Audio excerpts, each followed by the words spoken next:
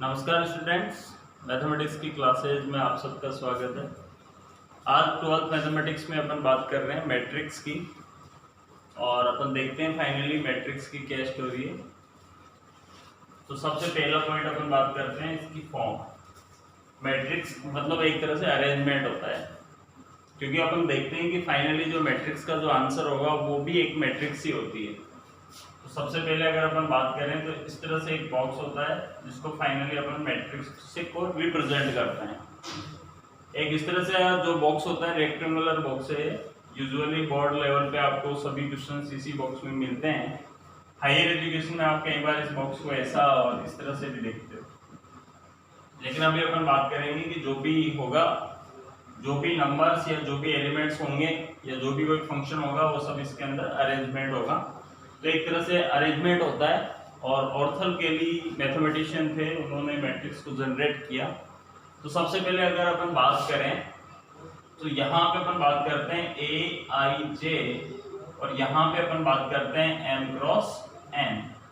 तो बात करते हैं कि सर ये जो ए आई जे और एम क्रॉस एन है ये कौन कौन है। तो बहुत सिंपल सा है। जो आई होती है ये रो को रिप्रेजेंट करता है और जो जे है वो कॉलम को रिप्रेजेंट करता है। मतलब ये आपकी पंक्ति होगी और ये अपना स्तंभ होगा। इसी तरह से जो एम होगा वो पंक्ति होगी और जो एन होगा वो स्तंभ होगा। राइट है भाई। पंक्तियां इस तरह से होगी स्टूडेंट्स। ये जो होंगी ये तो होगी रो, ये फर्स्ट रो है, ये सेकंड रो और ये थर्ड रो है। और कॉलम जो होंगे वो इस तरह से होंगे vertical, C1 C2 C3। Right है भाई। तो जो रो है वो कैसी होगी, रो अपनी बिल्कुल क्षैतिज होगी, इस तरह से हॉरिजॉन्टल होगी, और जो वर्टिकल शेप में होगी वो कौन होगा, कॉलम होगा। तो फाइनली अगर अपन बात कर रहे हैं मैट्रिक्स की, तो मैट्रिक्स किस तरह से दिखती है, मैट्रिक्स का जो अरेंजमेंट है वो किस तरह से होता है वो मैं आपको दिखा देता हूँ। तो सबसे पहले बात करते हैं इसकी फॉर्म की कि ये दिखती कैसे है। राइट है भाई। तो सबसे पहले अगर अपन बात करें तो यहाँ पे लिखा जाता है A11। क्या लिखा जाता है A11। A11 को कैसे रीड करते हैं, A11 को रीड करेंगे फर्स्ट रो फर्स्ट कॉलम का एलिमेंट।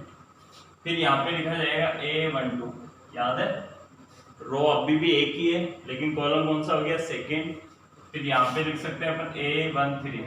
राइट है, इस तरह से लिखते गए और रो आज भी एक ही है और कॉलम अपन ने ले लिया एनवा कॉलम ले लिया। यहाँ पे अगर अपन बात करें तो A21 second row first column. यहाँ पे अगर अपन बात करें तो A22 second row second column. यहाँ पे अगर अपन बात करें तो A23 से लेकर S1 A2 N हो गया। फिर अगर अपन बात करें A31 को पढ़ के बताओ, तीसरी तो रो है और फर्स्ट कॉलम है, मतलब तीसरी पंक्ति पहले स्तंभ का अवयव है। A32 की अगर अपन बात करें तो थर्ड रो है और सेकेंड कॉलम है। इस तरह से अगर अपन बात करें तो ये हो गया A3N। राइट है भाई। तो इस तरह से रो चलती गई और अपन ने M नंबर की एक रो ले ली और कॉलम आज भी फर्स्ट ही है। फिर अपन ने AM2 बोला और लास्ट में अपन ने बात हुई AMN की। किसकी बात हो गई, AMN। यहाँ भी जो MN आया M क्रॉस N, ये जो होता है M क्रॉस N, ये मैट्रिक्स की कोटि होती है जिसको अपन बोलते हैं ऑर्डर। क्या बोलते हैं, ऑर्डर। जहां पे M कौन है, जहां पे M जो होगा वो रो है और N कौन है, कॉलम है। ये पंक्ति है और ये स्तंभ है। तो यहाँ पे अगर अपन M की बात करें तो M रो है जिसको अपन बोलेंगे पंक्ति, और N जो है वो कौन है, कॉलम है और इसको अपन बोलेंगे स्तंभ। राइट है भाई। दूसरी बात, इसको मल्टीपल नहीं बोलेंगे, ये क्रॉस होगा, इसलिए क्रॉस मतलब वेक्टर फॉर्म हो गए और इसमें ऑर्डर का रोल होता है। फर्स्ट पर आप रो बोलोगे फिर सेकंड पे स्तंभ बोलोगे। ऐसा नहीं कि पहले पंक्ति बोल दिया फिर स्तंभ बोल दिया, मतलब आप चेंज नहीं करोगे, फर्स्ट रो बोलोगे और फिर कॉलम बोलोगे, मतलब पहले स्तंभ और पंक्ति नहीं बोलना है। क्लियर है। दूसरी बात, टोटल जो एलिमेंट्स होगा वो M क्रॉस N को अगर आप जिस दिन मल्टीप्लाई कर दोगे तो फाइनली आपको नंबर ऑफ टोटल एलिमेंट्स मिल जाएंगे। तो यहाँ तक की स्टोरी समझ में आ गई। तो इस तरह से जो एलिमेंट्स होते हैं इनका जो अरेंजमेंट होता है उसी को दुनिया वाले क्या बोलते हैं, मैट्रिक्स बोलते हैं। तो इस तरह का जो अरेंजमेंट होता है उसी को फाइनली अपन क्या बोलते हैं, मैट्रिक्स बोलते हैं। अब अपन बात करते हैं मैट्रिक्स में आगे अगर कल को इसी से रिलेटेड यहाँ तक जो मैंने आपको बताया, अगर उससे रिलेटेड मैंने आपको एक क्वेश्चन दिया, तो कल को क्वेश्चन देते हैं बेसिक में आपने क्या सीखा। अगर यहाँ पे 1 2 3 -4 2 6, राइट है भाई, ये मैट्रिक्स है। सबसे पहले बताइए ऑर्डर क्या होगा। ऑर्डर बोले तो कोटि, इस मैट्रिक्स की कोटि क्या होगी। तो सबसे पहले आप देखोगे कि इसमें कितनी पंक्तियां हैं, तो इसमें 2 पंक्ति है तो 2, और स्तंभ कितने हैं, 3 है, तो 2 क्रॉस 3 का ऑर्डर हो गया।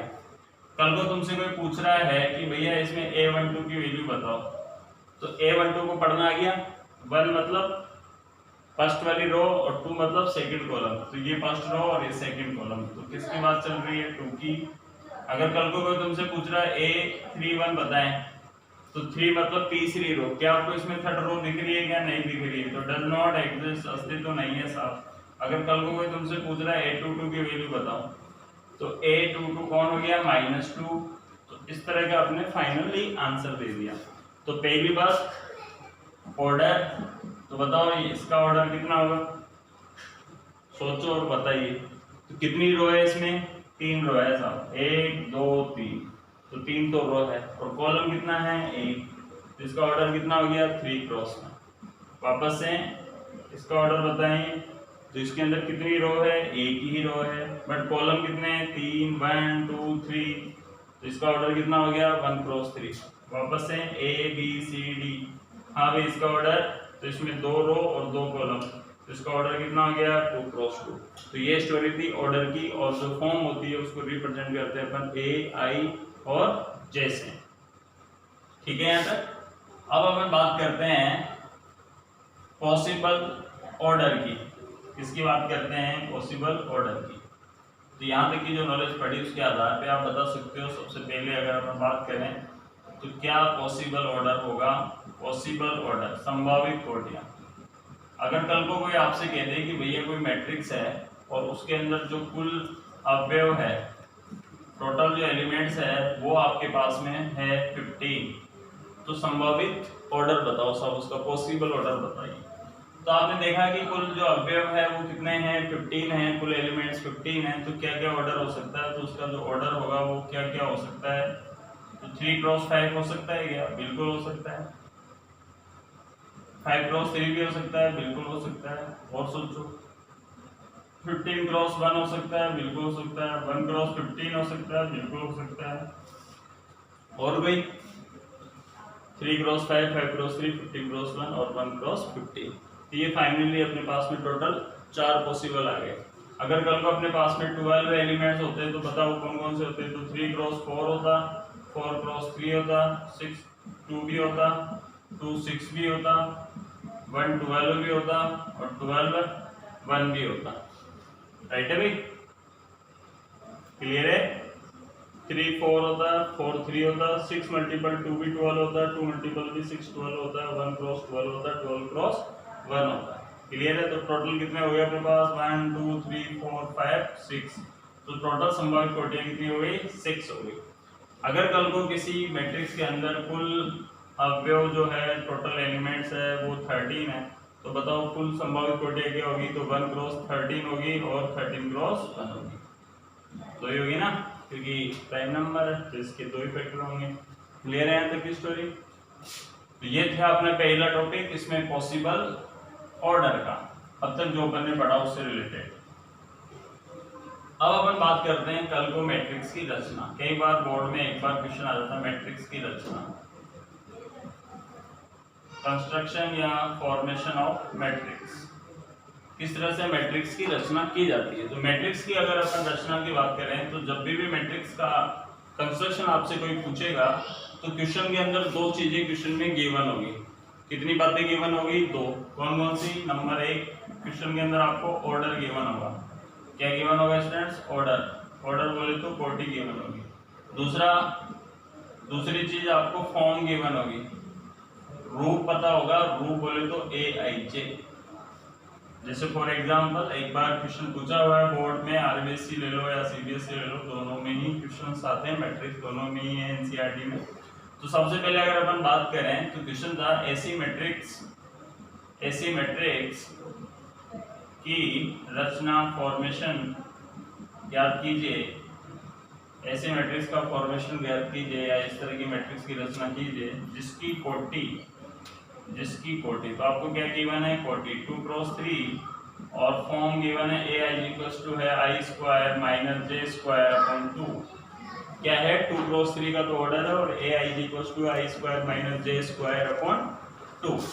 तो सबसे पहले जब आप इसको सॉल्व करते हो तो आपके दिमाग में आता है 2 क्रॉस 3 मतलब 2 तो रो है सब और कॉलम कितने हैं 3, तो यहाँ पे जाएगा a11, यहाँ a12, यहाँ a13। क्या a13 भी आएगा? क्या बिल्कुल आएगा, क्योंकि तीसरा वाला कॉलम को रिप्रेजेंट कर रहा है। इधर a21, a22, a23। क्या a31 लिखा जाएगा? क्या नहीं लिखा जाएगा, क्योंकि 2 ही रो है अपने पास। तो यहाँ पे देखो आप 2 क्रॉस 3 का ऑर्डर है। अपनी बात हुई थी स्टार्टिंग में ये होता है ए आई जे, तो आप ध्यान से रखिए ये आई है और ये जे है। किसकी वैल्यू निकाल लो? a11 की।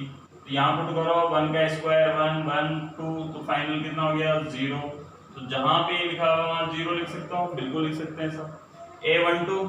a12 की अगर अपन बात करें तो देखो 1 का स्क्वायर 1, 2 का स्क्वायर 4 अपॉन में 2 कितने हो गए माइनस के 3 अपॉन 2।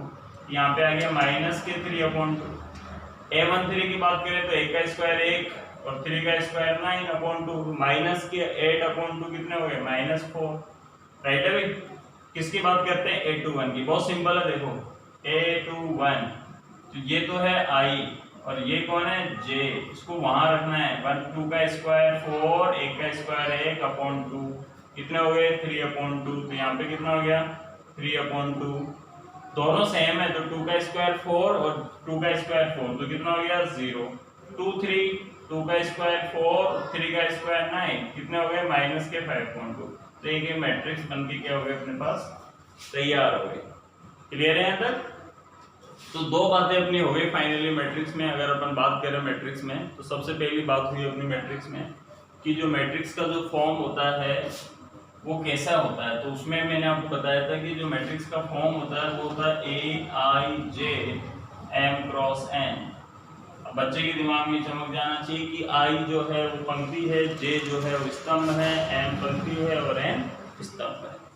फिर अपनी बात हुई संभावित कोटियां की। बहुत सिंपल, अगर 10 कोई आपसे पूछे कि आपसे कोई कहे कि कोई मैट्रिक्स उसके अंदर टोटल एलिमेंट्स 10 10 है तो बताओ उसकी पॉसिबल ऑर्डर्स क्या होगा।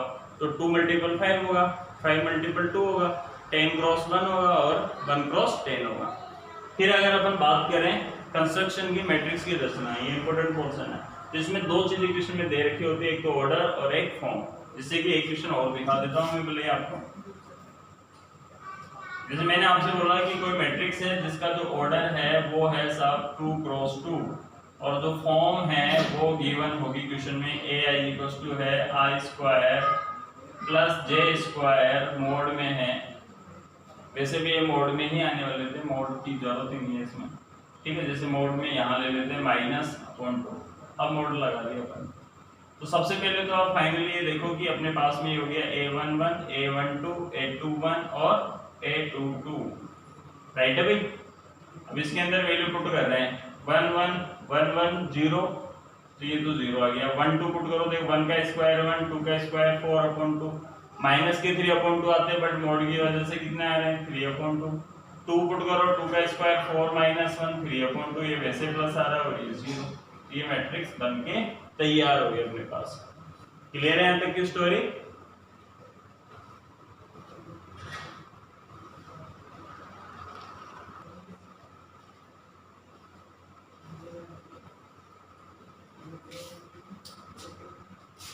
अब अपन बात करते हैं टाइप्स ऑफ मैट्रिक्स। किसकी? मैट्रिक्स के प्रकार। तो सबसे पहले बात करें अपन, अपना टाइटल है types of matrix. Types of matrix, matrix के जो प्रकार है उसमें सबसे पहला अगर प्रकार बात करें अपन तो सबसे पहले मैट्रिक्स आपकी पंक्ति मैट्रिक्स, रो मैट्रिक्स। कौन सी मैट्रिक्स? Row matrix. नाम से पता चल रहा है, कल को कोई कंपटीशन दे रहे हो तो वहां पे आपको फॉर्म पता होनी चाहिए। डेफिनेशन कोई नहीं पूछता आपसे। ऐसी फॉर्म होती है जिसके अंदर एक ही पंक्ति हो, स्तंभ कितने भी हो सकते हैं। तो ऐसी मैट्रिक्स जिसका ऑर्डर 1 × m होता है, दुनिया वाले उसको रो मैट्रिक्स बोलते हैं। मतलब इसकी शक्ल ऐसी होगी आपकी, मतलब एक रो होगी, कॉलम कितने भी हो सकते हैं। सेकंड अगर अपन बात करें तो स्तंभ मैट्रिक्स, सतम मैट्रिक्स, कॉलम मैट्रिक्स होती है ये आपकी। और कॉलम मैट्रिक्स में बिल्कुल ऐसे लिख सकते हो आप ABC, मतलब फाइनली रो कितनी भी हो सकती है, बट जो आपका n होगा वो क्या होगा, 1 होगा, राइट। अभी तो यहाँ पे तो जो रो होगी वो 1 होगी, और स्तंभ कितने भी हो सकते थे, स्तंभ को n से रिप्रेजेंट करते। क्लियर है यहाँ तक। इसके अंदर जो रो होगी वो कितनी भी हो सकती है अपने पास, इसलिए m बोल दिया, और स्तंभों की संख्या जो होगी वो 1 होगी। कुल मिला के स्तंभ मैट्रिक्स क्या होती है, ऐसी मैट्रिक्स जिसमें स्तंभों की संख्या 1 हो, उसको क्या बोलते हैं, स्तंभ मैट्रिक्स बोलते हैं। थर्ड वर्ग मैट्रिक्स, स्क्वायर मैट्रिक्स, ये इंपॉर्टेंट है, स्क्वायर मैट्रिक्स का काफी रोल है भाई। कौन सी मैट्रिक्स है, स्क्वायर मैट्रिक्स। तो ऐसी मैट्रिक्स जिसमें m इक्वल टू n हो, एक बार आया था एनडीए में, स्क्वायर मैट्रिक्स होगी, ये और ये ऑप्शन था। तो क्या बताना है, m इक्वल टू n, मतलब जितनी पंक्तियां उतने अगर स्तंभ है किसी मैट्रिक्स में तो उसको स्क्वायर मैट्रिक्स बोलते हैं। तो इसकी फोटो ऐसे दिखेगी आपको, ABCD, तो ये कौन सी मैट्रिक्स है, स्क्वायर मैट्रिक्स। बताओ कितनी रो है, 2, और कॉलम भी कितने हैं, 2। क्लियर है। तो दो तो पंक्तियां हैं और 2 ही क्या है, स्तंभ। अगर आप इसकी जनरल फॉर्म देखें 3x3 की, तो यहाँ A11, यहाँ A12, यहाँ A13 होता है, यहाँ A21 होता है, यहाँ A22, यहाँ A23, यहाँ A31, यहाँ A32 और यहाँ A33। ये 3x3 की स्क्वायर मैट्रिक्स होती है। तो स्क्वायर मैट्रिक्स में अगर आप ध्यान दो तो इस वाला जो व्यक्ति है, जो मैंने अभी बॉक्स में बंद करे, मतलब जिसमें I और J इक्वल होते हैं, कल को अगर जिसमें I और J इक्वल हो गए तो दुनिया वाले उसको मुख्य विकर्ण बोलते हैं। क्या बोलते हैं, मुख्य विकर्ण। ये प्रिंसिपल डायगोनल है सब। तो प्रिंसिपल जो डायगोनल की जो डेफिनेशन है वो क्या है, I इक्वल्स टू J, मतलब स्क्वायरी मैट्रिक्स ऐसी मैट्रिक्स होगी जिसके अंदर आपको कंप्लीटली I और J इक्वल मिलेंगे, तो उसको क्या बोलते हैं, मुख्य विकर्ण। तो मुख्य विकर्ण जो होगा वो किस में एग्जिस्ट करेगा, स्क्वायर मैट्रिक्स में। कल अगर आपको ये देखो कि साहब इसमें भी मुख्य विकर्ण है क्या, जैसे 1 2 3 4 5 6, जिसके अंदर ये जो है वो मुख्य विकर्ण नहीं हो सकता, क्योंकि इसमें I J के सभी एलिमेंट्स इक्वल नहीं है। तो 1 1 2 2 3 3 4 4 5 5, तो I इक्वल्स टू J की फीलिंग आपको कौन से मैट्रिक्स में आएगी, वर्ग मैट्रिक्स में आएगी। तो ऐसी मैट्रिक्स जिसमें पंक्ति और स्तंभ बराबर हो उसको स्क्वायर मैट्रिक्स बोलते हैं। और स्क्वायर मैट्रिक्स में कौन एग्जिस्ट करता है, विद्यमान होता है मुख्य विकर्ण। ठीक है, प्रिंसिपल। वैसे तो विकर्ण इसमें ये वाला है बट ये काम का नहीं है, इसको बस विकर्ण बोलते हैं। तो मुख्य विकर्ण आपके पास में है जिसमें I और J इक्वल होते हैं। क्लियर है अंदर। अब बात करते हैं इसी मुख्य विकर्ण के अगर एलिमेंट्स को अगर आप ऐड कर देते हो, सबको अगर ऐड कर दो, सबको जोड़ दो, तो उसको बोलते हैं ट्रेस। क्या बोलते हैं उसको, ट्रेस। उसको बोलते हैं अनुरेखण।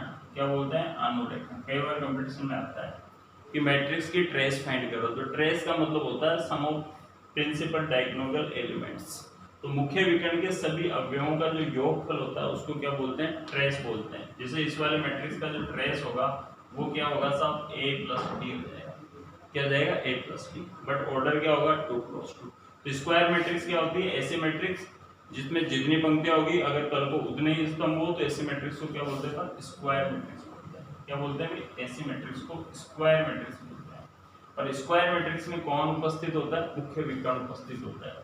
फोर्थ नंबर की अगर अपन बात करें तो बात आती है अपनी विकर्ण मैट्रिक्स की। कौन सी मैट्रिक्स की, विकर्ण डायगोनल मैट्रिक्स। कौन सी मैट्रिक्स, डायगोनल मैट्रिक्स। तो डायगोनल मैट्रिक्स भी एक तरह से स्क्वायर मैट्रिक्स का ही पार्ट है। डायगोनल मैट्रिक्स ये कहती है कि भैया अगर मुख्य विकर्ण के अलावा सभी अवयव क्या हो जाएं, शून्य हो जाएं, 0 हो जाए, तो उसको डायगोनल मैट्रिक्स बोलते हैं। राइट है। जैसे मैंने यहाँ पे लिखा 2 0 0 4, ये कौन सी मैट्रिक्स हो गई आपकी, डायगोनल मैट्रिक्स हो गई। तो अगर कल को मुख्य विकर्ण के अतिरिक्त शेष सभी अवयव शून्य हो तो उसको क्या बोलते हैं, विकर्ण मैट्रिक्स बोलते हैं। क्या बोलते हैं, विकर्ण मैट्रिक्स। हाँ, ये स्क्वायर भी है क्या सर, बिल्कुल स्क्वायर तो है, इसे स्क्वायर का पार्ट है, बट यहाँ पे मुख्य विकर्ण के अतिरिक्त शेष सभी अवयव अगर शून्य हो गए तो उसको क्या बोलेंगे अपन, क्या बोलेंगे, डायगोनल मैट्रिक्स बोलेंगे। तो विकर्ण मैट्रिक्स की क्या स्टोरी होगी, मुख्य विकर्ण के अतिरिक्त शेष सभी अवयव क्या हो, शून्य हो। विकर्ण के बाद में अगर अपन बात करें तो एक आती है आपकी अदिश मैट्रिक्स। कौन सी मैट्रिक्स? अदिश। अदिश बोले तो स्केलर मैट्रिक्स। कौन सी मैट्रिक्स? Scalar matrix. अगर कल को विकर्ण मैट्रिक्स का ही पार्ट है, सारे के सारे पार्ट ये आपके स्क्वायर मैट्रिक्स के ही हैं। अगर कल को अदिश मैट्रिक्स की कहानी क्या है कि मुख्य विकर्ण के सभी अवयव इक्वल हो जाएं, एक जैसे हो जाएं, तो उसको क्या बोलेंगे अपन? अदिश या स्केलर मैट्रिक्स बोलेंगे। जैसे मैंने यहाँ पे बात करी 4 0 0 4, तो ये आपकी कौन सी मैट्रिक्स है? स्क्वायर भी है, डायगोनल भी है और अदिश भी है। लेकिन फाइनली अदिश की डेफिनेशन को फॉलो कर रही है कि मुख्य विकर्ण के सभी अवयव क्या हो जाए? समान। तो ऐसे विकर्ण मैट्रिक्स जिसमें मुख्य विकर्ण के सभी अवयव क्या हो जाए? समान। फिर बात करें अगर अपन कौन सी मैट्रिक्स की? 6 नंबर पे बहुत इंपॉर्टेंट मैट्रिक्स है आपकी आइडेंटिटी मैट्रिक्स, विकर्ण मैट्रिक्स। कौन सी मैट्रिक्स है? विकर्ण मैट्रिक्स क्या? इकाई मैट्रिक्स। कौन सी मैट्रिक्स? इकाई मैट्रिक्स।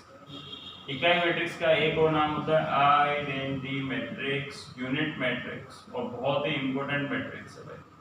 कौन सी मैट्रिक्स है? Identity matrix, unit matrix. इसको आई से रिप्रेजेंट करते हैं। ऐसे मैट्रिक्स जिसमें मुख्य विकर्ण के अवयव सिर्फ और सिर्फ प्लस के 1, तो ये 2 ऑर्डर की मैट्रिक्स है। तो ये I2, कई बार क्वेश्चन में मिलेगा I2 की शक्ल देखते हैं बच्चे के दिमाग में चमक जाना चाहिए 1 0 0 1। I3 की शक्ल देखते हैं बच्चे के दिमाग में आना चाहिए 1 0 0 0 1 0 0 0 1। ये हो गया आपकी I3, राइट है भाई। तो ये इसकी कौन सी मैट्रिक्स है? इकाई मैट्रिक्स। इसके बाद में अगर अपन बात करें जीरो मैट्रिक्स की, तो ऐसी मैट्रिक्स जिसमें सभी एलिमेंट्स क्या हो? जीरो हो, तो उसको क्या बोलते हैं अपन? जीरो मैट्रिक्स बोलते हैं। तो ये मैंने आपको टाइप्स ऑफ मैट्रिक्स बताया, जिसको अगर अपन शॉर्ट में समझें तो शॉर्ट में यूं हो जाएगा आपके पास कि रो मैट्रिक्स। रो का नाम सुनते बच्चे के दिमाग में आना चाहिए कि भैया एक तो रो होगी, स्तंभ कितने भी हो सकते हैं। कॉलम मैट्रिक्स, स्तंभ मैट्रिक्स जिसमें एक तो स्तंभ होगा भैया, पंक्तियां कितनी भी हो सकती है, राइट है भाई। स्क्वायर मैट्रिक्स जिसमें m = n की शक्ल आ जाए वैसा। और ये जितने भी मैंने मैट्रिक्स आपको बताए ना बाकी की, ये सब स्क्वायर मैट्रिक्स के ही पार्ट है। अगर कल को स्क्वायर मैट्रिक्स का मतलब होता है m = n, वर्ग मैट्रिक्स का मतलब m बराबर n, जितनी पंक्तियां उतने स्तंभ। अगर पहली बात अपन करें तो सबसे पहले अगर बात करें विकर्ण मैट्रिक्स की, तो विकर्ण मैट्रिक्स ये कहती है कि भैया ऐसे स्क्वायर मैट्रिक्स सारे जिसमें मुख्य विकर्ण के अलावा शेष अवयव क्या हो जाए? जीरो हो जाए। विकर्ण मैट्रिक्स की बात अगर अपन बात करें अदिश मैट्रिक्स, तो ऐसे मैट्रिक्स जिसमें ये दोनों आदमी विकर्ण वाले मुख्य विकर्ण के अवयव क्या हो जाए? समान हो जाए। और अगर अपन बात करें इकाई मैट्रिक्स की, तो ये मुख्य विकर्ण के अवयव क्या हो जाए? केवल प्लस के 1 हो जाए, राइट है। तो उम्मीद आपको यहाँ तक स्टोरी समझ में आ गई। तो ये थे अपने मैट्रिक्स के प्रकार। एक मैट्रिक्स और होती है जिसका नाम है ट्रायंगुलर मैट्रिक्स। कौन सी मैट्रिक्स? त्रिभुजाकार मैट्रिक्स, तरभुजाकार मैट्रिक्स। कौन सी मैट्रिक्स आपकी? ट्रायंगुलर मैट्रिक्स या तरभुजाकार मैट्रिक्स। तरबूज जैसी शक्ल दिखती है आपको। इसकी क्या कहानी है? इसकी कहानी कुछ ऐसे है, जैसे अपने पास में A B C X Y Z P Q R, अभी स्क्वायर मैट्रिक्स है। ये कहता है कि मुख्य विकर्ण के ऊपर के अगर अवयव जो है एलिमेंट्स है वो कल को अगर 0 0 हो जाए सारे के सारे, भले ये नीचे के नहीं हो, ऊपर के सभी एलिमेंट्स क्या हो जाए? 0 हो जाए, और ये इस तरह की शेप बन रही है ट्रायंगल जैसे, ठीक है। तो इसको नाम दे देते हैं अपन एलटीएम। क्या नाम दे रहे हैं अपन इसको? एलटीएम। एलटीएम बोले तो लोअर ट्रायंगुलर मैट्रिक्स।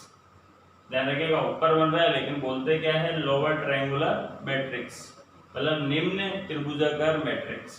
कई बार कंपटीशन में आता है, तो आप अगर ध्यान से देखो तो ये A11 है, इसको बोलेंगे A12, इसको बोलेंगे A13, इसको क्या बोलेंगे? A21, A22, और इसको बोलेंगे A23। अगर आप मुख्य विकर्ण के सभी ऊपर के एलिमेंट्स देखोगे तो आप ये देखोगे कि जो I भाई साहब है ना, उससे जो J भाई साहब है वो बड़ा है। तो एलटीएम की डेफिनेशन होती है कि अगर कल को प्रिंसिपल डायगोनल के ऊपर के एलिमेंट्स में अगर I छोटा हो जैसे, तो उसको एलटीएम बोलते हैं, क्योंकि इसमें I छोटा होता है।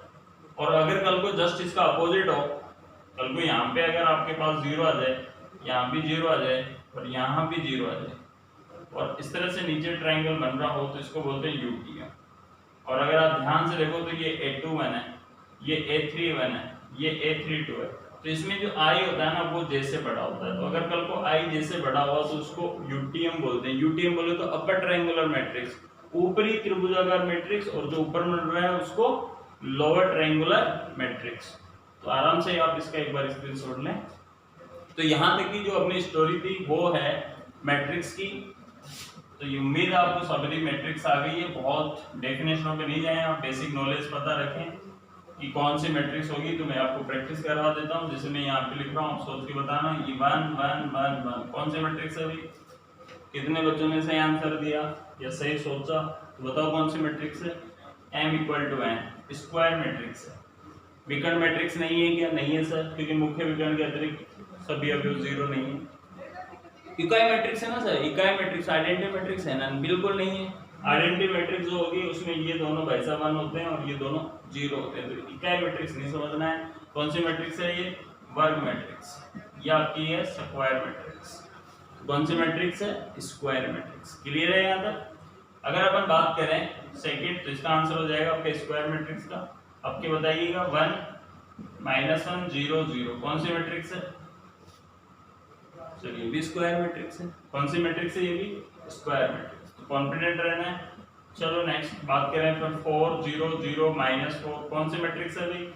तो ये मैट्रिक्स होगी आपकी विकर्ण मैट्रिक्स। अदिश नहीं है क्या सर? बिल्कुल नहीं है, क्योंकि अदिश में दोनों आदमी एक जैसे होने चाहिए थे, जबकि ये प्लस का 4 है, माइनस का 4, और माइनस मिटा दूं तो अब ये अब आपकी अदिश मैट्रिक्स हो जाएगी। क्लियर है? और जिस दिन अगर यहाँ पे +1 आ जाए और यहाँ पे +1 आ जाए तो ये आपकी हो जाएगी इकाई मैट्रिक्स। तो ये छोटी छोटी बातें थी जो उम्मीद है मैंने आपको बताया और आपको थोड़ा थोड़ा समझ में आया या पूरा समझ में आया। तो कोशिश करिएगा देखने की। ये था आपका टाइप्स ऑफ मैट्रिक्स। नॉलेज रखनी है। कोई एग्जाम में ऐसे नहीं पूछता है कि ट्रायंगुलर मैट्रिक्स की डेफिनेशन बताओ या अदिश मैट्रिक्स की डेफिनेशन बताएं, आपको नॉलेज होनी चाहिए। तो फाइनली इसके बाद में अगर स्टार्ट करते हैं ऑपरेशन, सर्जिकल स्ट्राइक करेंगे मैट्रिक्स का। ऑपरेशन बोले तो संक्रियाएं, ठीक है। संक्रियाओं से पहले अगर अपन बात करें तो एक मैट्रिक्स और है, उसका नाम है इक्वल मैट्रिक्स। कौन सा मैट्रिक्स? इक्वल मैट्रिक्स, समान मैट्रिक्स। कोई भी दो मैट्रिक्स इक्वल कब होगी या दो से अधिक मैट्रिक्स इक्वल कब होगी? तो उसके लिए दो कंडीशन है सर। कितनी कंडीशन है? दो। सबसे पहली कंडीशन ये होती है कि एक तो नंबर एक उसकी कोटि समान हो। पहली कंडीशन तो क्या है कि ऑर्डर उसका इक्वल हो, ऑर्डर मस्ट बी इक्वल। दूसरा क्या है? एक तो ऑर्डर की कहानी आ गई। दूसरा क्या है सब? दूसरा है उसके जो संगत अवयव है, संगत अवयव बराबर हो या समान हो। Corresponding elements are equal. तो इक्वल मैट्रिक्स की दो कंडीशंस है, एक तो उसका ऑर्डर इक्वल हो, एक कॉरस्पॉन्डिंग एलिमेंट्स आर इक्वल हो, तब जाकर अपन बोलेंगे कि मैट्रिक्स कैसी है? इक्वल है। जैसे फॉर एग्जांपल यहाँ पे 1 है या -2 है या 3 है या 4 है। ये मैट्रिक्स है A और ये मैट्रिक्स दे रखी है B। यहाँ पे 1 -2 4 3 राइट है। और आपसे क्या पूछ रहा है? आपसे क्वेश्चन मार्क है कि A = B, क्या A B के इक्वल है क्या? तो आप सबसे पहले ऑर्डर चेक करोगे, इसका भी 2 × 2 है, इसका भी 2 × 2 है, ठीक है साहब। पहली कंडीशन फुलफिल हो रही है। दूसरी कॉरस्पॉन्डिंग एलिमेंट्स का मतलब होता है कि यहाँ अगर 1 है तो A11 की वैल्यू भी 1 ही होनी चाहिए, जो कि है। या -2 है तो इधर भी -2 है, जो कि भी है। बट यहाँ 3 है बट इधर कितना है? 4 है। तो यह वाली कॉरस्पॉन्डिंग एलिमेंट्स इक्वल नहीं हुए, इसका मतलब A जो है वो B के इक्वल नहीं है। तो कल को इक्वल कब होगी? बिल्कुल दोनों आदमी एक जैसे दिखेंगे, जीरोक्स होंगे।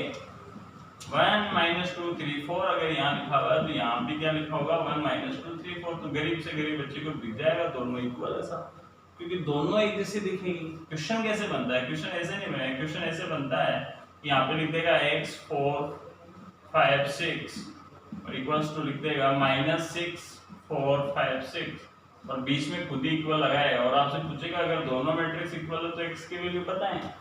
तो आप देखोगे इधर भी 4 इधर भी 4, यहाँ 5 यहाँ 5 यहाँ 6 यहाँ 6, तो x की वैल्यू कितनी हो गई? -6।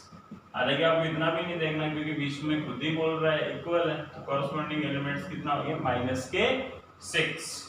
अच्छा सर ऐसा क्वेश्चन पूछेगा, बिल्कुल बोर्ड ने एक बार क्वेश्चन पूछा था, इस टाइप का क्वेश्चन था आपका a plus B 4ab minus 6 equals to, right है, यहाँ 10 4 और यहाँ था अपने पास 21 माइनस 6। उसने पूछा कि अगर दोनों इक्वल है तो सब a व b बताएं। बच्चे ने देखा सीधा सा कि a plus B equals to 10 आ रहा है और एक आ रहा है ए बी इक्वल्स टू 21। ऐसे दो नंबर बताओ जिनका सम 10 होता हो, 10 होता हो। बच्चे ने देखा 5 प्लस 5 10 होता है, लेकिन मल्टीपल भी 21 आना चाहिए, तो एक तरह से फैक्टर का कॉन्सेप्ट हो गया। तो 7 प्लस 3 कितने हो गए 10 और 7 मल्टीपल 3 कितने हो गए 21। तो ज्यादा एक्साइटेड होकर ए की वैल्यू 7 बता दी और बी की वैल्यू 3 बता दी, तो क्या गलत है? कुछ भी गलत नहीं। बट लेकिन किसी एक बच्चे ने ए की वैल्यू 3 बता दी और बी की वैल्यू 7 बता दी तो भी सही है। तो दोनों अलग अलग है फिर भी सही है, तो यहाँ पे दोनों राइट है, a इक्वल्स टू 7 या a equals to 3, b equals to 3 और b इक्वल्स टू 7, राइट है भाई। तो दोनों आंसर पॉसिबल है। तो कुछ बच्चे का राइट हो गया तो वो दोनों कंडीशन सोचे, या फिर वो क्या करे क्वाड्रेटिक इक्वेशन, b की वैल्यू यहाँ से देखो 10 माइनस a आ रही है, तो b की वैल्यू यहाँ पुट कर दो, ये हो जाएगा 10 माइनस a इक्वल्स टू 21। यहाँ से आपकी क्वाड्रेटिक इक्वेशन आ जाएगी जिसको सॉल्व करेंगे तो a और b की वैल्यू आपको ये मिल जाएगी। हाँ तो अपन बात करते हैं तो ऑपरेशन की, किसकी बात करते हैं? ऑपरेशन। ऑपरेशन मतलब संक्रियाएं, मैट्रिक्स की संक्रियाएं। मैट्रिक्स के अंदर जो ऑपरेशंस होते हैं स्टूडेंट वो होते हैं अपने पास प्लस करना, माइनस करना, मल्टीपल करना, जो कि सबसे इंपॉर्टेंट है प्रोडक्ट, राइट है भाई। मैथमेटिक्स में जो ऑपरेशन होते हैं plus minus multiple divide HCF LCM, बहुत कई प्रकार के ऑपरेशंस होते हैं, लेकिन यहाँ पर बात करेंगे प्लस माइनस और स्पेशली प्रोडक्ट की। बोर्ड में जो क्वेश्चंस बनता है वो प्रोडक्ट के ऊपर बनता है, बाकी की बेसिक चीजें सब काम में आती है। सबसे पहले अपन बात करते हैं ऐड की, कि दो मैट्रिक्स या दो से अधिक मैट्रिक्स कब जुड़ेगी साथ, ठीक है। तो उसके लिए एक सिंपल सा रूल है। रूल क्या कहता है कि रूल ये कहता है कि अगर मैट्रिक्स का ऑर्डर कोटि अगर समान है तो बिल्कुल वो दौड़ेगी, ऐड होने के लिए वो तैयार हो जाएगी। क्या होनी चाहिए? कोटि समान होनी चाहिए। कोटि समान नहीं है तो नहीं ऐड होगी। प्लस कैसे करते हैं? वैसे जैसे बचपन से करते हैं, जैसे 2 4 6 8, ये मैट्रिक्स है A और दूसरी मैट्रिक्स है आपकी B, दोनों को प्लस करना है अपन को। ये आपके पास 6 2 -2 4, राइट है। तो A और B को प्लस करना है, तो A और B का जो सम होगा आपका वो किस तरह से निकालते हैं? तो सबसे पहले देखेंगे कोटि समान है क्या। बिल्कुल कोटि समान होगी ना तभी प्लस होगा। तो इनके संगत अवयव कॉरस्पॉन्डिंग एलिमेंट्स आपस में ऐड होते हैं, मतलब 2 6 में ऐड होगा तो 8 आ गया, 4 2 में ऐड होगा तो 6 आ गया, 6 2 में ऐड होगा तो 4 आ गया, क्योंकि 6 में से 2 कम करेंगे तो 4 आ गया, और 8 में 4 ऐड होगा तो 12 आ गया। तो ये है सिंपल सा प्लस करना। अगर कल को B प्लस A करते तो 6 में 2 ऐड करते तो 8 आते, 2 में 4 ऐड करते तो 6 आते, -2 में 6 ऐड करते तो 4 आते, 4 में 8 ऐड करते तो भी 12 आते। मतलब AB और BA दोनों का रिजल्ट आपस में कैसा आता? इक्वल आता। इसका मतलब ये हुआ कि sir A plus B equal to B plus A। इसके अंदर क्रम विनिमय नियम कॉम्यूटेटिव लॉ का पालन होता है, तो उसमें कोई खास बात नहीं है। क्लियर है यहाँ तक? तो जो आपसे कहे वो आप जरूर प्लस करें। तो प्लस करने का सिंपल सा रूल हो गया। जो रूल प्लस के लिए वही सेम स्टोरी किसके लिए? माइनस के लिए। माइनस के लिए भी ऑर्डर कैसा होना चाहिए? समान होना चाहिए। अगर मान लो मैं कल को इनको माइनस करता हूँ, क्या करता हूँ? माइनस। क्या कर रहा हूँ? माइनस। तो यहाँ पे मैं निकाल रहा हूँ A माइनस B। देखो 2 में से अगर मैं 6 कम करता तो 2 में से अगर 6 माइनस करता, आपकी बार क्या बात कर रहे हैं अपन? माइनस की। तो अगर 2 में से 6 कम करते हैं तो माइनस के 4 हो जाते हैं, 4 में से 2 कम करते हैं तो 2 हो जाते हैं, 6 में से 2 माइनस माइनस प्लस भी और भी ऐड हो जाते हैं, और 8 में से 4 कम करते हैं 4 आ जाता है। तो A माइनस B की जो वैल्यू आ रही है वो आ रही है अपने पास ये। लेकिन B माइनस A ये दोनों आपस में इक्वल नहीं होंगे, क्योंकि B में से A अगर अपन माइनस करेंगे तो आपकी बार कुछ और होगा। 6 में से 2 माइनस करेंगे तो देखो 6 में से 2 माइनस करेंगे तो प्लस के 4 आ रहे हैं। तो ये देख लो, यहाँ -4 था, यहाँ प्लस के 4 है, दोनों इक्वल नहीं है। 2 में से 4 माइनस करेंगे तो माइनस के 2 आ रहे हैं। इसी तरह से ये प्लस माइनस 2 में से ये -6 करोगे -8 हो जाएगा, -4 हो जाएगा। तो यहाँ पर देख रहे हैं कि दोनों इक्वल नहीं है, तो a माइनस बी और माइनस के लिए कर्मिनियम कॉम्यूटेटिव लॉ होल्ड नहीं करता है। तो ये सिंपल सी स्टोरी थी। दो मैट्रिक्स को या दो से अधिक मैट्रिक्स को प्लस और माइनस करना वो सिंपल है, उनके कोरस्पॉन्डिंग एलिमेंट्स आपस में प्लस होंगे या उन्हीं के माइनस हो जाएंगे, बट ध्यान आपको रखना है कि प्लस तभी होंगे जब उनका ऑर्डर समान हो, क्योंकि अगर ऑर्डर समान नहीं है तो प्लस नहीं होंगे। जैसे अगर कोई आपसे कहे कि भैया 1 2 3 के अंदर आप प्लस करो 2 2 4 6, तो आप मना कर देना कि पॉसिबल नहीं है क्योंकि इनका ऑर्डर समान नहीं है। ऐसा नहीं कि जबरदस्ती ऐड कर दो, ऐसा आपको नहीं करना है। अब बात करते हैं अपन फाइनली जिसकी बारी आ गई, उससे पहले देखते अचर गुणन। कोई भी कांस्टेंट प्रोडक्ट मल्टीप्लाई, ये भी अपने आप में बहुत अच्छी बात है। जैसे यहाँ पे अगर k लिखा हुआ है और यहाँ पे है a b c d, तो ये जो k जो भी कांस्टेंट एलिमेंट है ये सबके साथ ऑपरेट होगा और मल्टीपल में होगा k a k b k c and k d, right है, k a k b k c k d। इसका मतलब हुआ कि कल को 2 यहाँ पे लिखा हुआ है, 3 4 6 माइनस के 2 लिखा हुआ है, तो बिल्कुल इस 2 को आप अंदर ले जा सकते हो और सभी एलिमेंट्स के साथ ये मल्टीप्लाई में होगा। 6 हो गया, 8 हो गया, 12 हो गया, माइनस के 4 हो गया, ये है इसका मतलब। अगर कल को यहाँ पे 1/2 लिखा हुआ है, यहाँ लिखा हुआ है 4 6 माइनस 8 और 10, तो इसको अगर आपको सॉल्व करना है तो 4 को 2 से डिवाइड करना है तो 2 आ गया, 6 को करेंगे तो 3 आ गया, 8 को करेंगे तो -4 आ गया, 5 आ गया। तो ये स्टोरी अपनी डिवाइड वाली। तो उम्मीद है आपको कांस्टेंट की स्टोरी समझ में आएगी, मतलब कोई भी अगर बाहर कोई कांस्टेंट है तो वो सबके साथ में क्या होगा, मल्टीप्लाई या जो भी डिवाइड में है तो वो डिवाइड में हो जाएगा। एग्जाम में इससे रिलेटेड क्वेश्चन कैसे बनते हैं, इससे थोड़ा सा छोटे सा क्वेश्चन दिखा देता हूँ मैं।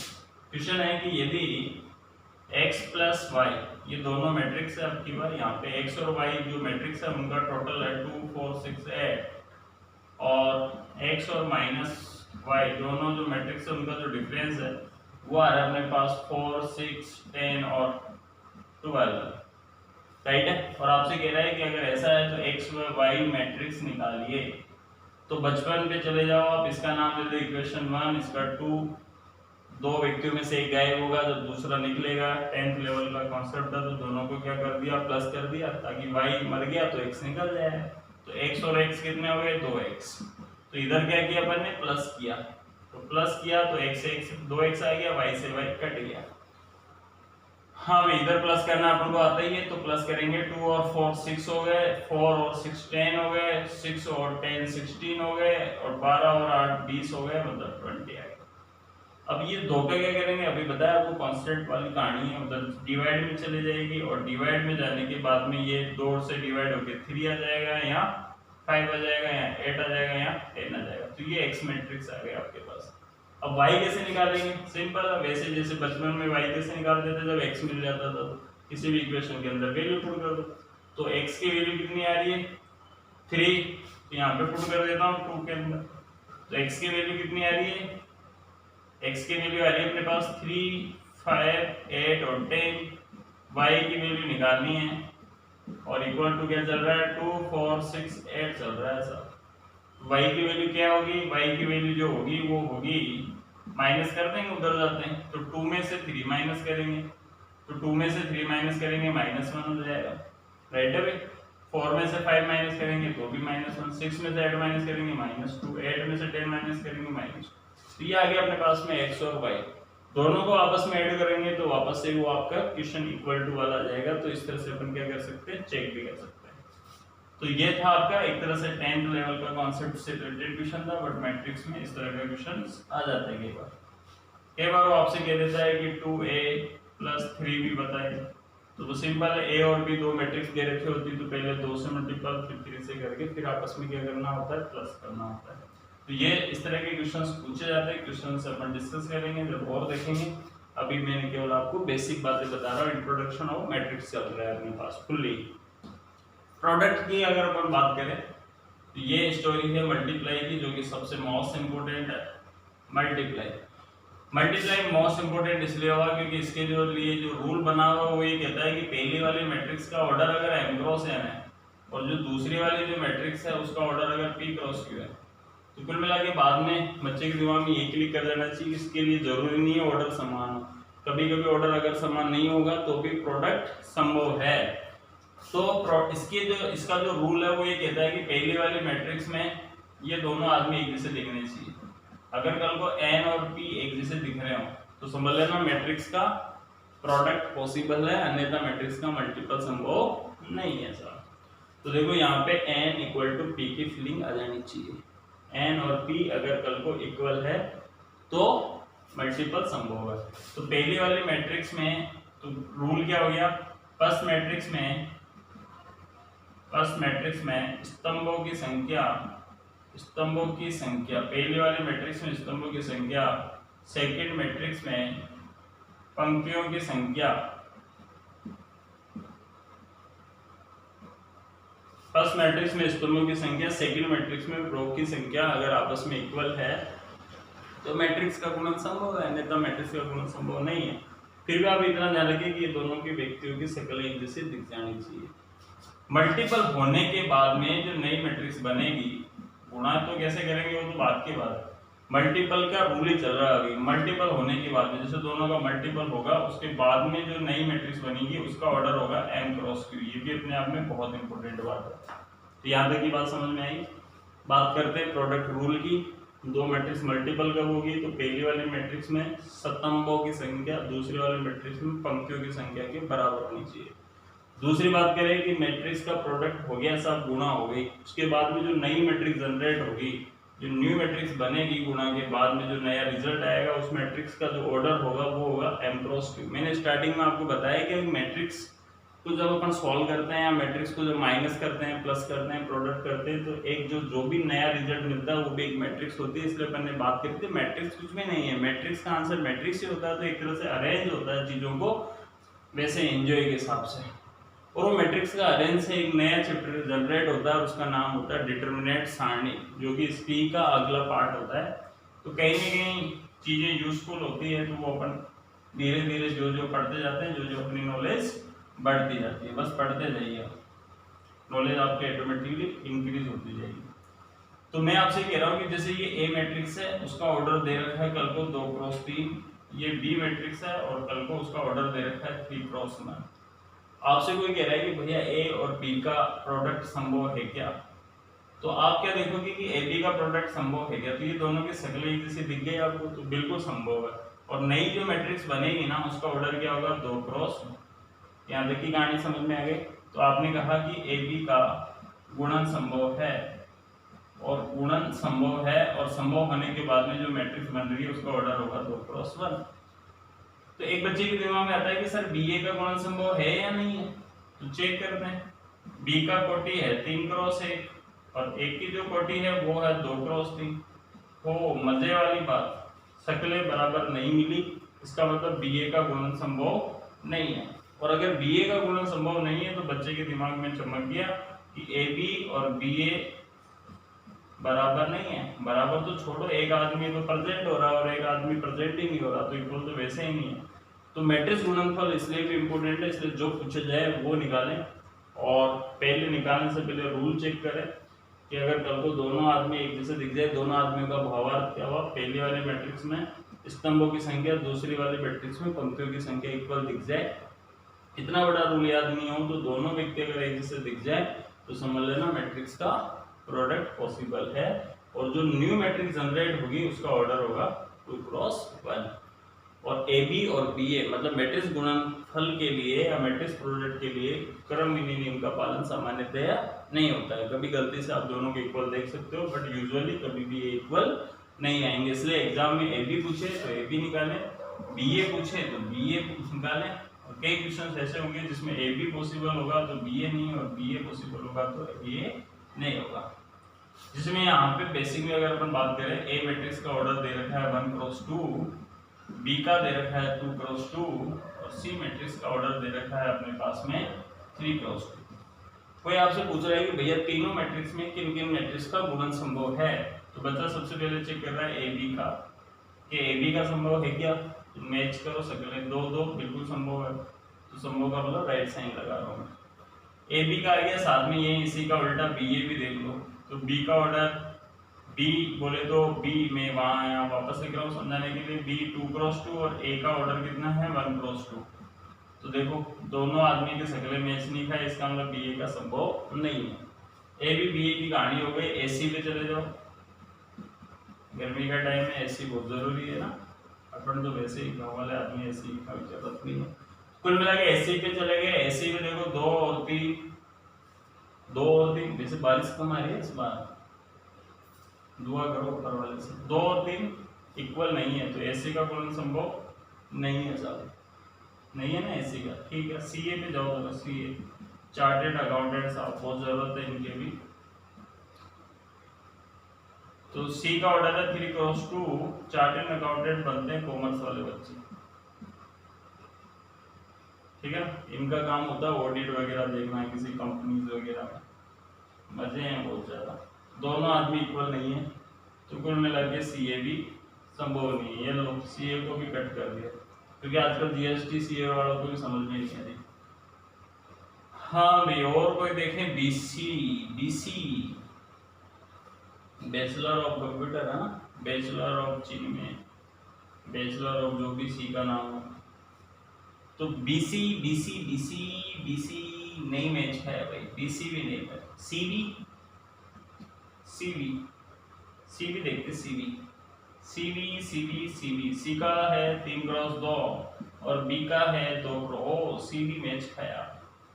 तो कुल मिला के पहले बात तो इस तरह से 6 प्रकार से 3 व्यक्तियों का आप 6 प्रकार से गुणा कर सकते हो। वैसे ही कई बार प्रश्न आता ना, 3 दोस्त आपस में कितने प्रकार से हैंडशेक कर सकते हैं, हाथ मिला सकते हैं, तो आंसर कितना 6, याद है ना मैथमेटिक्स वाले बच्चे 3 से 2। तो कुल मिला के यहाँ पे कहानी जो आई आपकी वो क्या आई अपने पास, 6 में से केवल और केवल अपने पास में 2 का ही प्रोडक्ट पॉसिबल हुआ, एक तो ए बी का और एक सी बी का। तो ऐसे बेसिक क्वेश्चंस आपसे एग्जाम में पूछता नहीं है, सिर्फ और सिर्फ प्रैक्टिस के लिए, बहुत ज्यादा प्रैक्टिस के लिए, ठीक है। तो यहां तक की कहानी समझ में है आपके पास।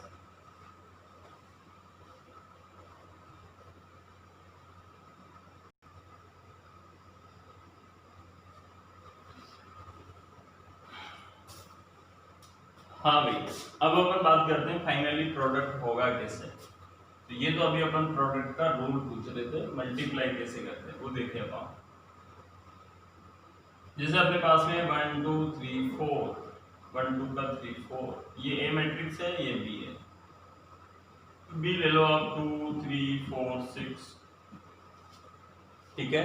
बिल्कुल स्क्वायर मैट्रिक्स है, इसमें ए बी भी दौड़ता है और बी ए भी दौड़ेगा, सगले मैच खा के दौड़ेंगे ना, ए बी भी संभव है, बी ए भी संभव है। आप गुणा सिखा रहा हूँ मैं अब कि मल्टीप्लाई कैसे करते हैं। देखो प्लस में तो क्या होता था, इसको इससे प्लस, इसको इससे प्लस, इसको कॉरस्पॉन्डिंग एलिमेंट्स। इसमें कॉरस्पॉन्डिंग की कहानी नहीं है, क्योंकि इसमें कई बार अगर ऑर्डर इक्वल नहीं होगा तो भी मल्टीपल संभव हो सकता है, तो इसलिए इसका मल्टीपल में ऐसे करते हैं कि ये जो पहली पंक्ति है ना, प्रथम जो पंक्ति है, फर्स्ट जो रो है, वो सेकेंड वाले कॉलम के साथ मल्टीप्लाई होती है आपस में।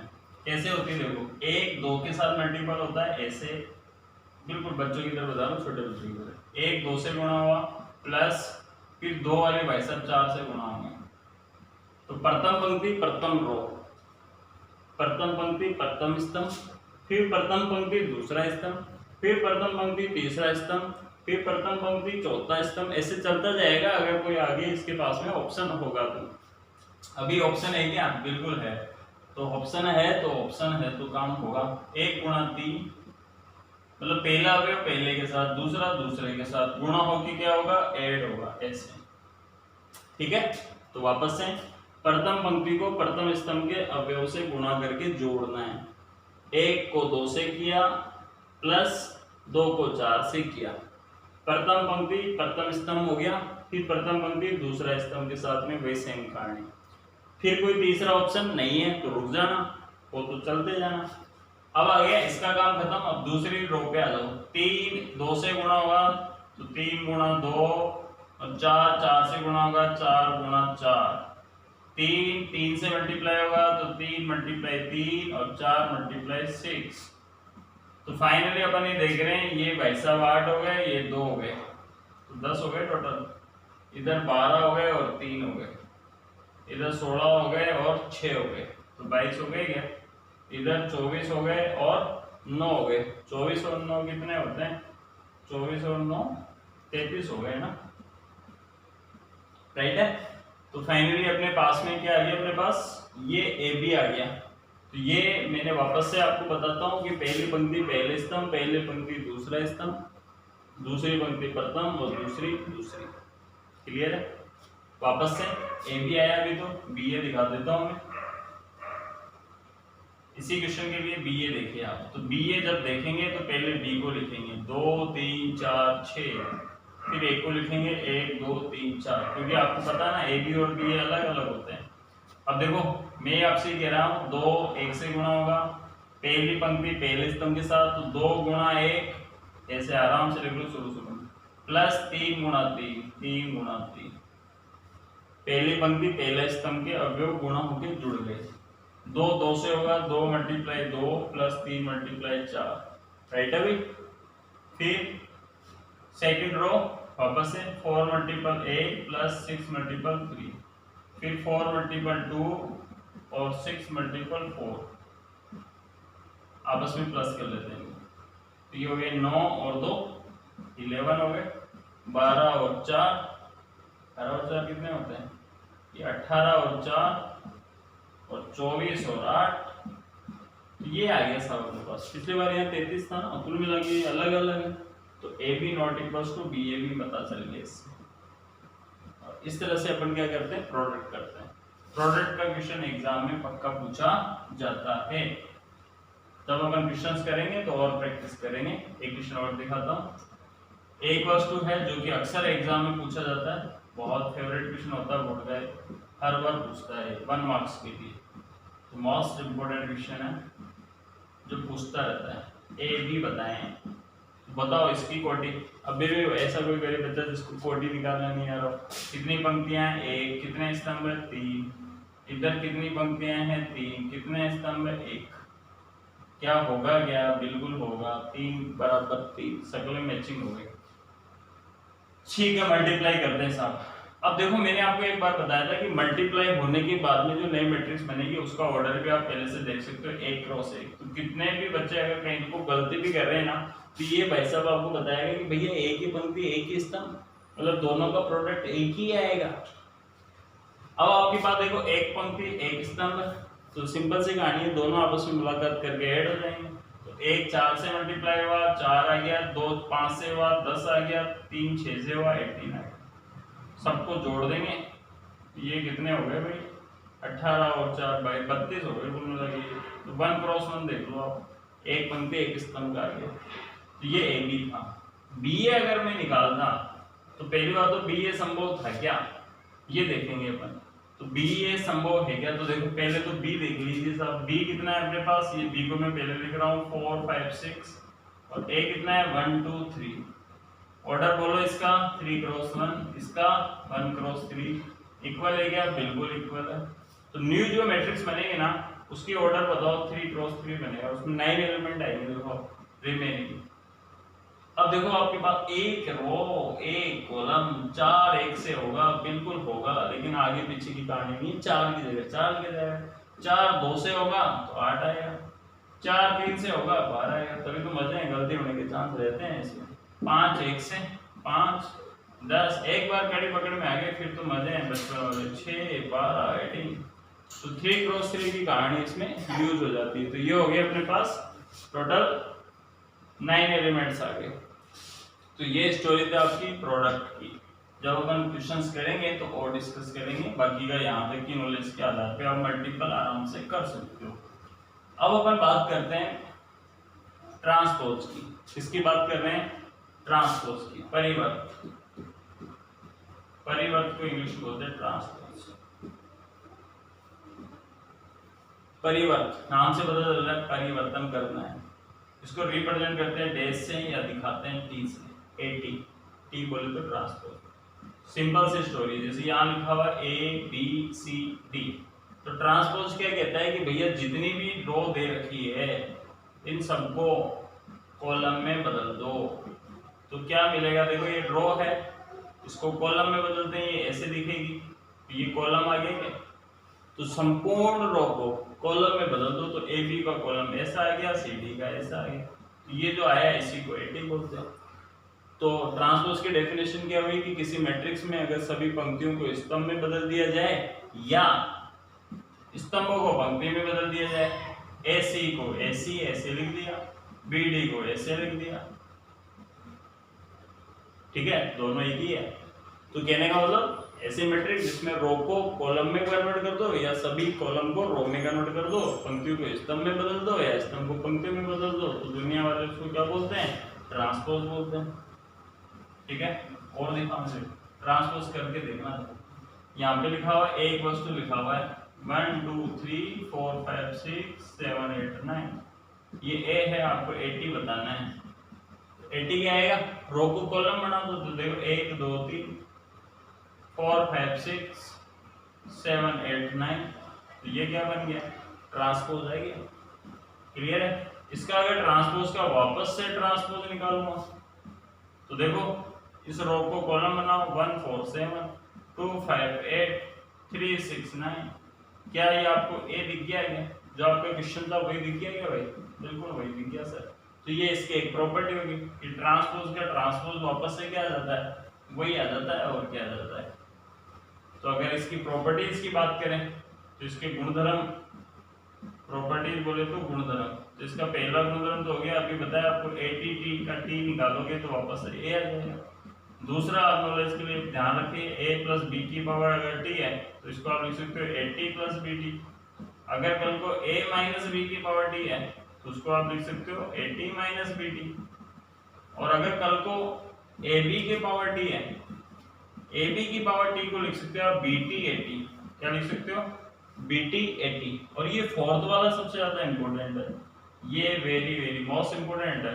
मैट्रिक्स में जो भी चीजें मोस्ट है वो मैं बताते जा रहा हूँ। AB की पावर T BT AT होती है, कई बार कंपटीशन में आता है बच्चा करके आ जाता है AB की power 2 equals to AT BT, ये गलत है भाई। तो होता क्या है, पहले BT फिर AT। जैसे यहाँ पे आ गया A BT और CT, बताओ किसके इक्वल होगा, पहले CT आएगा और BT का ट्रांसपोज वापस B हो जाएगा, फिर AT आएगा। ये सिंपल सी स्टोरी, बस नॉलेज होनी चाहिए। तो AB की पावर T किसके इक्वल होता है, BT AT के इक्वल होता है।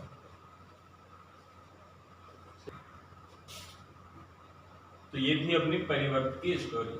तो मैंने आपको बताया AB की पावर T, आप इस पे भी ध्यान रखें किसके इक्वल होता है, BT AT। जब अपन क्वेश्चंस करेंगे मैं करके सिखा दूंगा आपको। क्लियर है। परिवर्त मैट्रिक्स में अगर अपन बात करें तो परिवर्त मैट्रिक्स दो प्रकार की आपको मिलेगी। क्वेश्चंस आंसर अपन लेंगे, अभी अपन केवल सारी बातों की बेसिक बातें कर रहे हैं, लेकिन इसमें ही नॉलेज है, जो भी है अपन इस टाइप के क्वेश्चन भी कर सकते हैं। ट्रांसपोज मैट्रिक्स दो प्रकार की होगी, एक का नाम होगा सममित, जिसको बोलेंगे सिमेट्रिक। क्या बोलेंगे, सिमेट्रिक। और एक होगी आपकी विषम सममित, विषम सममित जिसको बोलेंगे सख्यू, सख्यू नहीं मतलब स्क्यू, डिस्क्यू, skew symmetric matrix, skew symmetric matrix. तो एक तो होगी साहब सिमेट्रिक मैट्रिक्स, एक होगी आपकी स्क्यू सिमेट्रिक मैट्रिक्स विषम सममित, और एक होगी सममित। डेफिनेशन क्या है, डेफिनेशन ये है कि अगर कल को किसी मैट्रिक्स का आपने ट्रांसपोज किया और करने पर दोनों बराबर आ गए तो उसको दुनिया वाले सममित मैट्रिक्स बोलते हैं, और अपन भी उसको सिमेट्रिक मैट्रिक्स बोलेंगे। दिखाओ साहब करके ऐसा, तो दिखाने में कोई दिक्कत नहीं है। जैसे यहाँ पे 2 3, यहाँ पे 3 2, ये A मैट्रिक्स है, मैंने इसका ट्रांसपोज किया, तो ट्रांसपोज करने पर मैंने क्या, ट्रांसपोज की डेफिनेशन क्या है, पंक्ति को स्तंभ में बदल दिया, देखो 2 3, और इसको भी बदला तो 3 2। बदलने के बाद में देखा दोनों आदमी एक जैसे हैं, इसका मतलब मैंने कहा कि A जो है वो AT के इक्वल है। अगर A इक्वल्स टू AT है इसका मतलब सिमेट्रिक मैट्रिक्स है, राइट है। और अगर अपन बात करें स्क्यू सिमेट्रिक मैट्रिक्स की तो इसकी डेफिनेशन है A equals to minus AT, A equals to क्या है, माइनस AT। इसका मतलब ट्रांसपोज करने पर दोनों इक्वल तो नहीं आएंगे, लेकिन उनके साइन चेंज हो जाएंगे। प्लस का जो होगा वो माइनस का हो जाएगा और जो माइनस का होगा वो प्लस का हो जाएगा। दिखाओ सब, दिखा देते हैं। 0 2 0 -2 0, राइट है। इसका 80 निकाल के देखते हैं तो ये आ जाएगा 0 2 -2 0। तो आप देख रहे हो कि जो प्लस का था ना वो तो माइनस का हो गया और जो माइनस का था वो प्लस का हो गया। तो मैं इसको बोल सकता हूँ a = -80। क्या बोल सकता हूँ? a = -80। तो जो प्लस का था वो माइनस हो गया, जो माइनस का था वो प्लस का हो गया। अच्छा, इसकी एक खास बात और होती है, इसके अंदर जो प्रिंसिपल जो डायगोनल होगा ना वो हमेशा 0 होगा। बिना 0 के आप इमेजिनेशन नहीं कर सकते हो स्क्यू सिमेट्रिक मैट्रिक्स की। तो ये एक इसकी प्रॉपर्टी भी है कि इसके अंदर प्रिंसिपल डायगोनल क्या होंगे? 0 होंगे हमेशा। दूसरी बात, सिमेट्रिक और स्क्यू सिमेट्रिक मैट्रिक्स जो होगी उसके लिए मैट्रिक्स कैसी होगी? आपकी स्क्वायर। कैसी होगी? स्क्वायर, मतलब वर्ग मैट्रिक्स होगी। और वर्ग मैट्रिक्स मैंने आपको बताया था ऐसी मैट्रिक्स जिसमें m = क्या होगा? n होगा, राइट है। तो ये बात होगी अपनी सिमेट्रिक मैट्रिक्स की और विषम सममित मैट्रिक्स की। इसकी कुछ प्रॉपर्टीज भी होती है और प्रॉपर्टीज ये होती है कि किसी भी मैट्रिक्स का ट्रांसपोज निकाल लो और उसमें ऐड कर दो तो वो एक सिमेट्रिक मैट्रिक्स मिलेगी। तो देखो, अपने बात करी अभी लास्ट सेशन में एक तो परिवर्त की, ट्रांसपोज मैट्रिक्स की। और ट्रांसपोज में अगर नाम सुनते दिमाग में आना चाहिए कि रो को कॉलम में बदलना है। ये दो टाइप्स की मैट्रिक्स हो गई आपकी, सिमेट्रिक और स्क्यू सिमेट्रिक, सममित और विषम सममित। डेफिनेशन की अगर अपन बात करें तो इसमें a = 80 होगा और इसमें a = -80 होगा। अब बात करते हैं प्रॉपर्टी की। तो किसी भी मैट्रिक्स में उसका ट्रांसपोज अगर आप करोगे और आपस में ऐड करोगे तो उससे जो रिजल्ट मिलेगा ना वो आपको सममित मिलेगा। चेक करके देख लीजिए आप। और a और 80 का जो प्रोडक्ट आएगा ना वो भी आपको सिमेट्रिक मिलेगा। इधर आपको a और 80 का अगर आप डिफरेंस लोगे तो भी आपको क्या मिलेगा? स्क्यू मिलेगा। इसका मतलब ये कोई भी देखो, जैसे मैंने लिया 2 3 4 -5, जो आपकी इच्छा वो मैट्रिक्स ले लो, उसका ट्रांसपोज उसी का निकालना, लेकिन ट्रांसपोज तो 2 3 4 -5 ट्रांसपोज हो गया। अब ये आपको क्या करना है? माइनस कर देना। ये सारी चेक कर सकते हो जैसे भी आपको करनी हो। मैं आपको ये वाली दिखा रहा हूँ। तो 2 में से 2 माइनस हुआ, 0 आया। 3 में से 4 माइनस हुए, -1 आया। 4 में से 3 माइनस हुए, 4 में से 3 माइनस हुआ, 1 आया। 5 में से 5 माइनस हुए, 0 आया। तो फाइनली आप देख रहे हो, देखो प्रिंसिपल डायगोनल कैसे आ रहे हैं? 0 आ रहे हैं। चेंज करोगे तो यहाँ +1 आ जाएगा या -1 आ जाएगा। तो इसका मतलब कौन सी है? Skew symmetric matrix. ये इसकी प्रॉपर्टी होगी। एक होता है दोनों का सम निकालना।